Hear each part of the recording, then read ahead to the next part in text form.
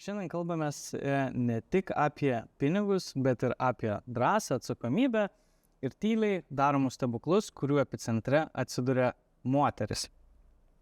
Ar jos iš tiesų geriau tvarko pinigus? Ką reiškia finansinis pasitikėjimas savimi? Kamilė, tai kadangi dirbi su paskolomis kasdien, susiduri būtent su šitais tokiais klausimais, tai kaip manytumai, ar tiksliau, ar sutinki su teiginiu, kad moteris dažnai yra šeimos finansų ministrės? Manau, kad egzistuoja tikrai toks teiginys ir ypač šiomis dienomis ir šiais laikais, nes mąsčiau apie šitą temą ir turėjau tokią mintį, kad dabar moteris tikriausiai gyvena visai kitaip, negu gyvena mūsų mamos ir močiutės.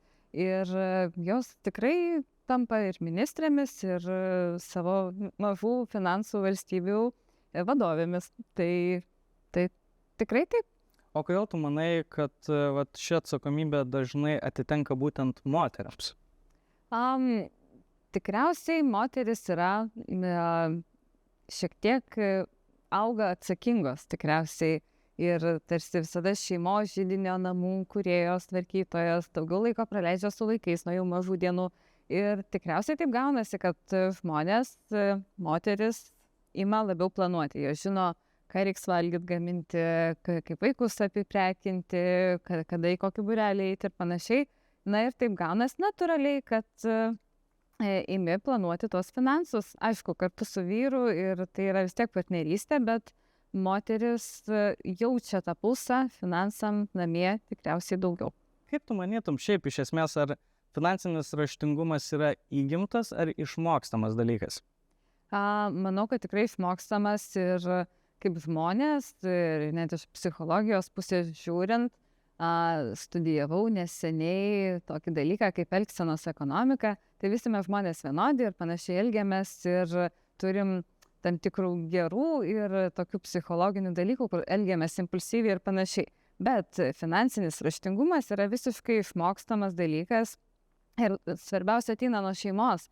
Ir manau, kad jau vaikam reikia po truputį mokyti, kas tai yra pinigai, kaip su jais elgtis, ar taupyti, kokia jų vertė ir panašiai.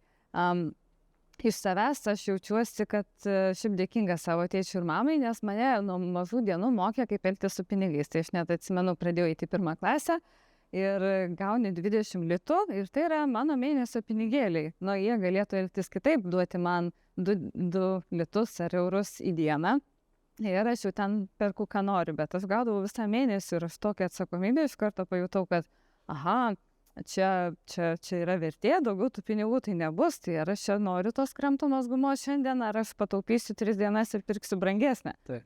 Tai čia yra mokymas šitų dalykų ir jau kai tampi jaunas suaugęs žmogus, vis tiek turi prisiminti ir mokytis, galbūt skaityti, save įkvėpti, kad reikia taupyti, kad reikia planuotis, kad tie pinigai labai lengvai išeina, reikia turėti jausmą, bet mokstam tikriausiai per patirtis, bet yra daugybė būdų save edukuoti. Bet čia iš tikrųjų turbūt ir yra tie pirmi žingsniai, aš kaip dabar ir paminėjai, tą būtent mokykloje, tą savaitėje gaunamų pinigų biudžetą kažkokį. Greičiausiai jo visi plius minus tą 20 litų turėdavome, tai turbūt čia yra tie pirmi žingsniai, kada tu pradedi suvokti tą pinigų vertę ir kiek tu gali ar negali išleisti. Aišku, paskui jau seka turbūt ir universitetas, bet jau ten biudžetai truputėlį kitaip turbūt jau dėliojasi, tai iššūkių daugiau turbūt atsiranda. Žinoma, ir man atrodo, iššūkiai yra kiekvienam gyvenimo etape. Ir vaikystėje tu mokysi pirkti bandelę ar gėrimą kažkokį, o gal tu taupai kažkokiam labai geram žaislui. Žinoma, kaip tėvai tave edukuoja ir moko. Studijų laikais, aišku, kitokie prioritetai, kitokios pramogos, bet kiekvienam gyvenimo etape, kai tu esi jaunas suaugęs žmogus, pradedi svajoti apie savo būstą, o tai kaip jį įsigyti, kaip staupyti įnašui, kokie tie būdai yra. Atsiranda vaikų šeimoje dar kitokie sprendimai. Tai taip, čia man atrodo viso gyvenimo procesas ir niekada nebus to momento, jau viskas, aš tikrai viską žinau ir viską moku, visada atsiranda naujų dalykų, reikia domėtis, stengtis, planuoti. Taip. O šiaip, jeigu vis tiek grįžtant prie tos, sakykime, temos, kad moteris labiau prie tos finansinio saugumo linkusios. Tai kaip tu manai, ar tai daugiau yra susijęs su vaikystės patirtimis, auklėjimo, nežinau, atsakomybė už vaikus ir panašiai? Aš manau, kad vienas iš tų pagrindinių dalykų, kad yra tas atsakomybės jausmas, auklėja tikriausiai kitaip, berniukam tokių ekstremalesnių dalykų duoda, mergaitės mokosi su lėlėm žaidžia namus, jau yra didelis skirtumas. Tada visada moteris jaučia didelę atsakomybę už namus, bet kartu taip dažnai irgi nutinka, kad jos ir rūpinasi savo tėvais, seneliais ir tokia gyvenimas su rūpesčio linija. Ir tokia atsakomybė, jinai taip ir išugdo, kad reikia rūpintis ir pinigus skaičiuoti ir būti šiek tiek atsargesniai, nes niekada nežinai, kas gali nutikti. Čia paminėjai apie tuos žaidimus su lėlėm ir panašiai, tai turbūt, kadangi vyrai dar, kai būdami vaikai, pagrindę žaidžia turbūt su mašinėlėm ir dviračiais ir panašiai, sportuoja, tai turbūt augdami tik tai, kaip sakant, labiau ir žiūri į tai, tik jau mašinas ar mašinėlės pakeičia mašinos, jau tikros mašinos ir tikri dviračiai ir visa kita. Tai turbūt čia tas ir gaunasi, kad turime tą stereotipą tokį, jog moteris daugiau į namus, į saugesnę tokią, finansinį tokį saugumą, o vyrai dažnai atveju žiūri daugiau į tos tokias automobilius ir panašiai. Ir tai pagrindžia mūsų netgi duomenis, kas kam skolinasi, nes turim ir vartojimo paskolą, ir būsto remontą, ir automobilį. Tai vartojimo lygiai 50-50 tiek vyrai, tiek moteris, bet atsiranda skirtumai kitose vietose. Tai tikrai vyrai dažniau skolinasi automobiliam, bet moteris jau pastaraisiais metai iš metų matom, kad jos vejasi. Tai, jos irgi nori patogiai, komfortiškai važinėti, bet vis tiek tai yra vyro arkliukas. O ko įdomu, būsto, pavyzdžiui, remonto paskola, keliais procentais skolinasi dažniau moteris. Tai jos yra namų šitinys ir prižiūri, kad būtų gražu, gera gyventi, saugu, patogu ir panašiai, tai jos iniciatorios. Tai šitie skirtumai šiek tiek ir atsiranda. Ok. Kaip tu galvoji, pavyzdžiui, ar bent jau esi mačius tokiu atveju, kaip per didelis noras jaustis saugiai, trukdė augti ir investuoti į save? Taip, ir būna, bet čia tam tikras žmonių tipas. Mes irgi šiek tiek riziką skirtingai toleruojam ir panašiai. Tai būna, kad žmonės tikrai nieko savo neleidžia ir sako, tarkim, aš susitaupysiu tuos 40 000 tai naujai automobiliui, bet tai aš truksiu labai daug metų, bet jokių būdų niekaip kitaip nesielgsiu. Tai tokie sprendimai kartais ir nutinka, kad tu labai save sustabdai ir tokio proveržio neįvyksta arba jis vyksta sunkiai pakankamai. Tai visame kame tikriausiai turi būti balansas tiek rizikoje arba pernelyg dideliam atsargume, nes vienas labai riboja, kitas gali nuvesti blogus sprendimus ar kažkokią naštą. Viduriukas, planuotas atsargumas bet galimybių priėmimas tikriausiai palengvina. Šiaip kalbant bendrai apie investavimą, ką tu manytumai ir kaip tu galėtumai atsakyti, tiksliau, kaip tu manai galbūt jo, dažnu atveju stereotipas tas yra vėlgi, pavadinkim tai stereotipu, kad vyrai yra tie, kurie investuoja, kurie šneka apie investicijas ir apie investavimą, bet aš taip įtariu, kad moteris ko gero jau dabar irgi šiuo klausimu vejasi ir tikrai jų vis daugėja, kurios gali kalbėti apie investavimą, tai daro būtent. Bet kaip tu matai irgi šią situaciją? Tai tikriausiai vyrai dažniau apie tai kalba, nes iš senesnių laikų anksčiau gal pradėjo daryti arba taip atrodo, bet jie ima didesnius, rizikingesnius sprendimus. Tai akcijos, bandymas pardavinėti, uždirbti greičiau. Ir mes turime produktą, indėlį ir galim pasilyginti, ar vyrų ir moterų yra tiek pat ir kaip jie elgiasi. Tai ką iš ten matom, kad moteris yra šiek tiek atsargesnės. Jos atrado kažkokį naują dalyką. Įdomu, reikia po truputį pabandyti, ar viskas bus gerai. Jeigu viskas gerai, tada jos investuoja toliau. Vyrai tuo tarpu randa labai geras pasiūlymas, einu all in ir bandau, kas gausis. Tai to tokio atsargumo, bet tiek vyrai, tiek moteris irgi tai daro, bet elgesys ir pasitikrinimas dalykų yra šiek tiek kitoks. Tai tas yra įdomu, bet tai, kai ir kalbėjom, tai yra susijęs su tokio saugumo, atsargumo jausmu šiek tiek, kas tiesiog tikriausiai yra įgimta. Taip, tai tas įtakoja jo ir patį tą investavimo sprendimą, kur tu ir kaip tą darai. Taip. Gerai, Kamilė, dar vienas toks greitas čia dalykėlis tarp visų klausimų.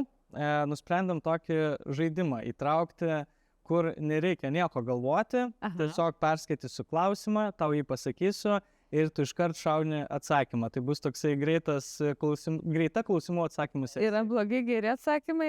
Visi geri atsakymai ir tikrai bus viskas gerai, net nebejok. Tai pabandom, 10 klausimų greitai. Taip. Gerai? Gerai.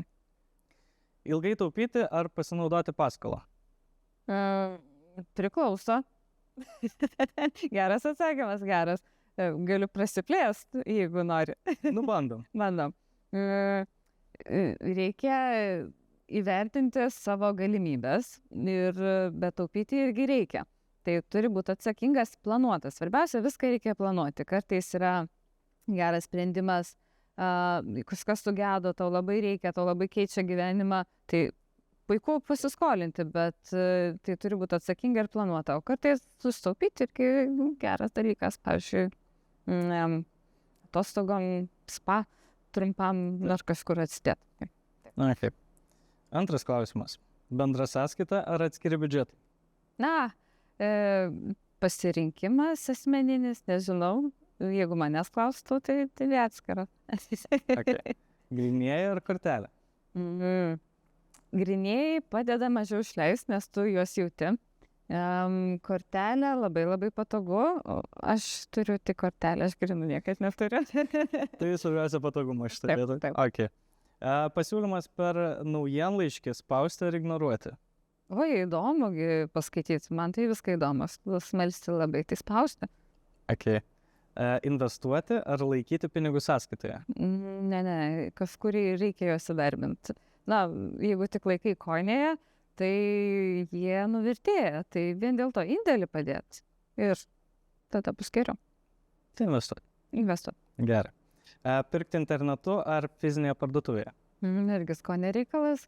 Aš mėgstu internetu, nes galima prinaršyti į gilį, eiti lygintis kainas ir tada atras naujų dalykų. Bet faina ir čiupinėti gyvai, bet jeigu aš, tai internetu. Tai greitis, kaip sakant, šitoje vietoje. Ne, kitoks malonumas. Kitoks malonumas. Ieškant. Taip. Okay. Pinigai lygų laisvė ar pinigai lygų stresas? Daug pinigų tikriausiai atneša daugiau atsakomybės ir problemų, bet šie pinigai tai laisvės duoda. Tai gerai jų turėti. Tai laisvė. Ok. Pirkti savo ar dovana kitam? Faina dovanat. Na ir paskutinis, tai kelionė autobusu pigiau ar taksi patogiau?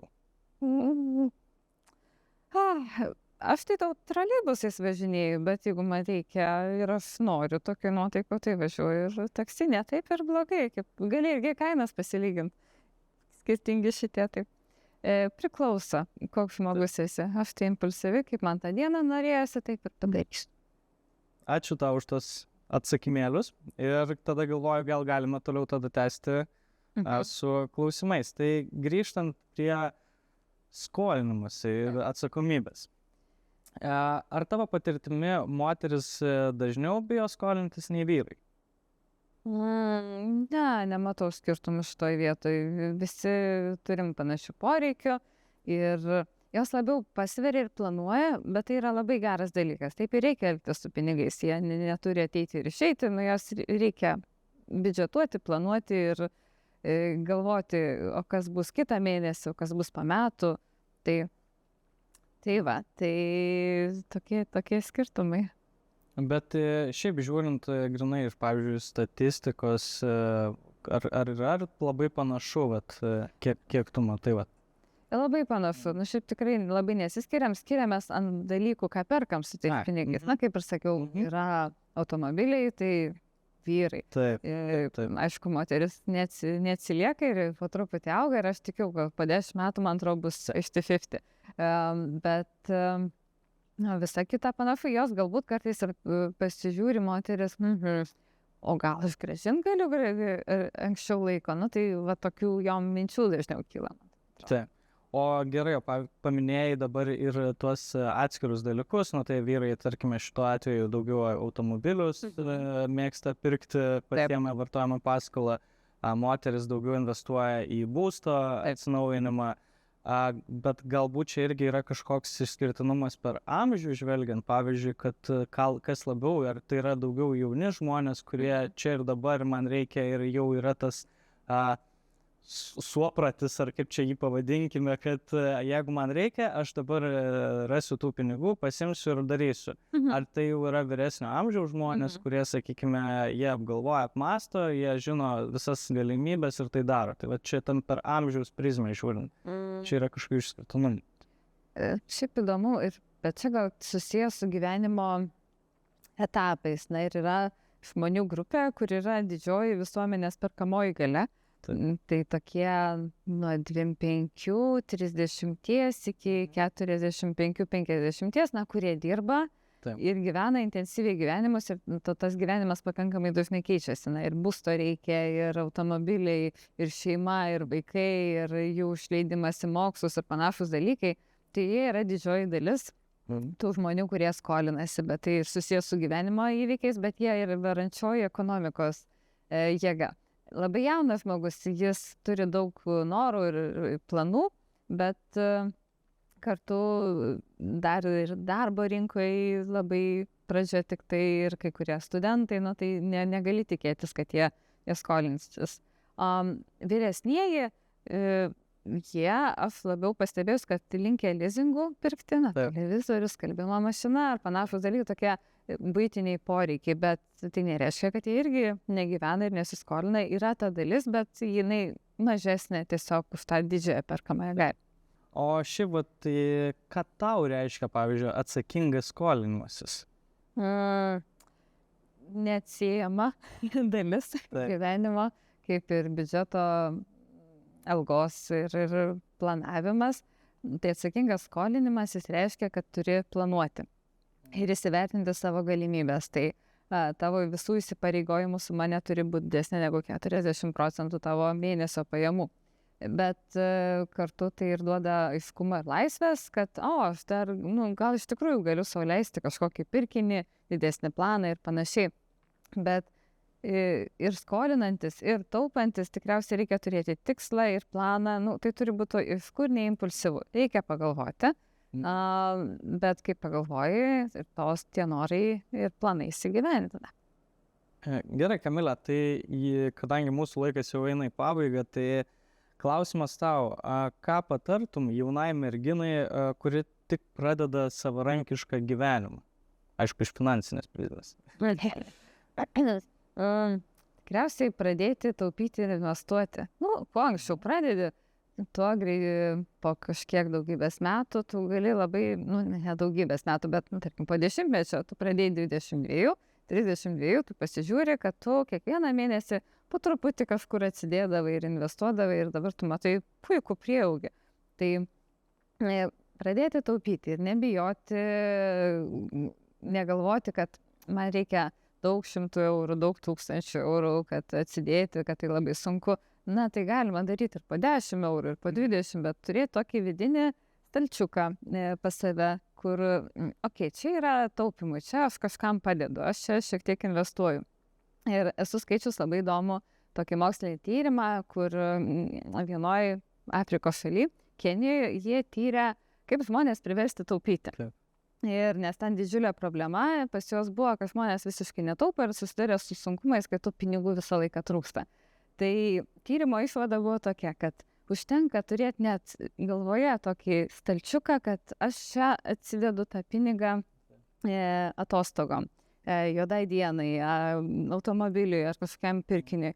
Ir tai jau padeda pradėti žmogui taupyti. Tai išvada to tyrimo yra tokia, kad užtenka atsidaryti atskirą sąskaitą, kur tu pervedi pinigus, nesvarbu, ar jie lengvai paėmėmi ar ne. Kuo sunkiau, save apriboji nuo tų pinigų išėmimo, tuo daugiau sutaupysi. Bet užtenka vien tik minties, kad aš atsidedu ir tai jau yra pradžia kažkam didesniam įsigyti. Na ir reikia turėti tikslą, tiesiog ne savaime, bet čia gal atostogom, čia gal mano pirmam būstui ir tikrai pavyks. Tai ir visai pabaigai tiesiog tavo palinkėjimas. Tai ko palinkėtum kiekvienai moteriai, kuri nori tvirčiau stovėti ant savo finansinių kojų, pavadinkime taip. Nebijoti. Aš manau, kad nereikia kažko laukti, nereikia savęs varžyti.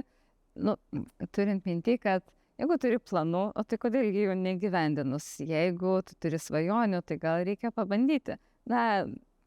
Turėto viški vyriško avantiūrizmo tikrai būtų sveika kiekvienai moteriai. Ir daryti, įdarbinti pinigus, pildyti svajones, nebijoti nieko. Liuks, ačiū tau už pokalbį, Kamilė. Ačiū tau.